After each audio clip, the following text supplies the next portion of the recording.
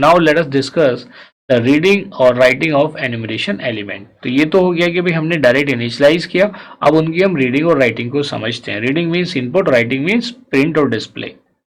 Start. तो इसको आप reading and writing of enumeration भी बोल सकते हो, और you can write it as apply enumeration to write the programme.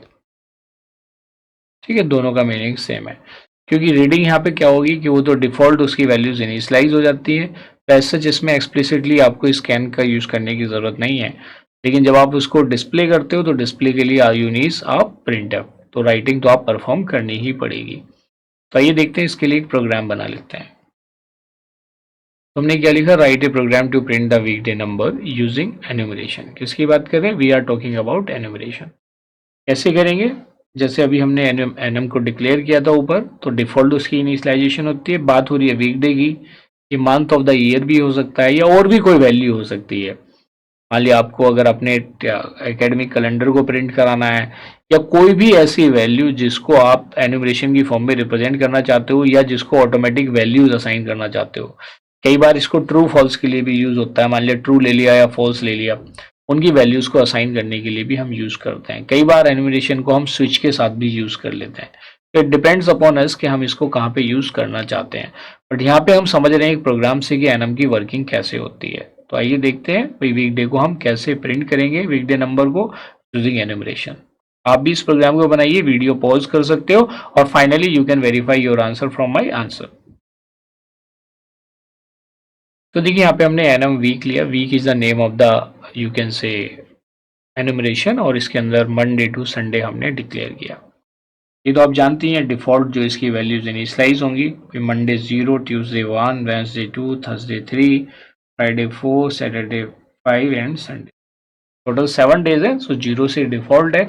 अगर आप 1 करना चाहते हैं तो आप मंडे इज इक्वल टू 1 लिख सकते हैं। अगर आप मंडे इज इक्वल टू 1 लिख देते हैं तो बाकी की काउंटिंग ऑटोमेटिकली 2 से शुरू हो जाएगी। अगर मैं मंडे को 1 इनिशियलाइज कर दिया तो बाय डिफॉल्ट इसके जितनी वाली वैल्यूज है उन सब में +1 होता चला जाएगा। ये चीज ध्यान रखना।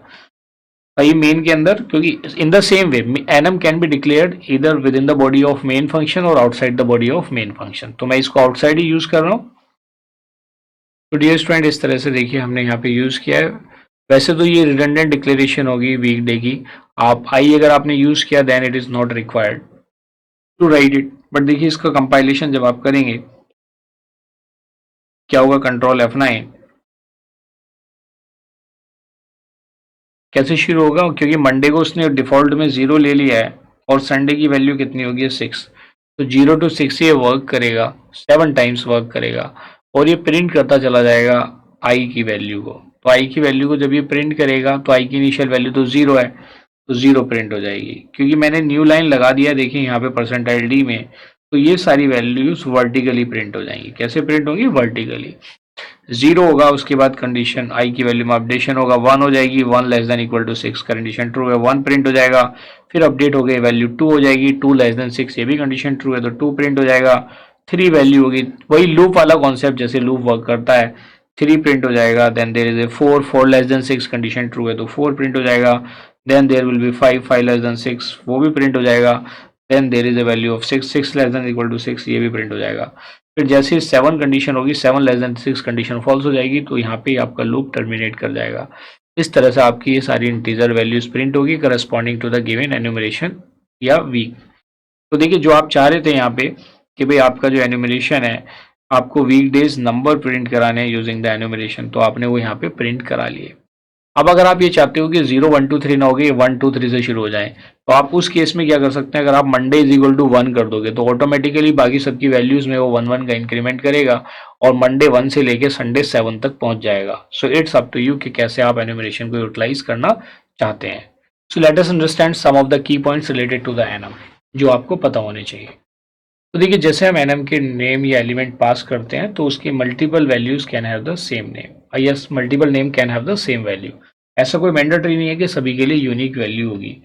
फॉर एग्जाम्पल अगर मैंने लिखा enum and say this is related to car, और मैंने यहाँ पे मेंशन कर दिया say BMW is equal to 0 and say Maruti is equal to 2 and say you can say किया इज इक्वल टू 0। तो इट विल आल्सो वर्क। ऐसा कोई मैंडेटरी नहीं है कि आप सबकी यूनिक वैल्यू हो। आइए देखते हैं next key point two understand about annum. तो जैसे आपने देखा था कि अगर हम कोई भी कस्टम वैल्यूज असाइन नहीं करते हैं, खुद से कस्टमाइज नहीं करते हैं, तो डिफॉल्ट इनिशियल वैल्यू कहाँ से शुरू होती है? एनम के एलिमेंट्स की 0 से। तो सेकंड पॉइंट क्या है? If we do not assign custom values to enum elements the compiler will assign them default values starting from 0, जो हमने प्रीवियस एग्जांपल में अभी देखा है। आइए देखते हैं next key point related to enum. And ये भी इंपॉर्टेंट पॉइंट है कि हम एनम के जो वेरिएबल हैं उनको किसी भी ऑर्डर में वैल्यूज असाइन कर सकते हैं। ऐसा कोई ज़रूरी नहीं है कि हम उसको असेंडिंग ऑर्डर में करें, लेकिन जो डिफॉल्ट असाइनमेंट है 0 ऑनवर्ड +1 है। बाकी अगर हम एक्सप्लिसिटली या कस्टमाइज करके अपने एंड से असाइन करना चाहते हैं then we can assign any value in any order. आइए देखते हैं नेक्स्ट की पॉइंट। तो देखिए यहाँ पे all the values assign to the elements of enum must be an integral constant. ऐसा नहीं कि उसके लिए आप फ्लोटिंग पॉइंट वैल्यू असाइन कर दें। आइए देखते हैं नेक्स्ट की पॉइंट।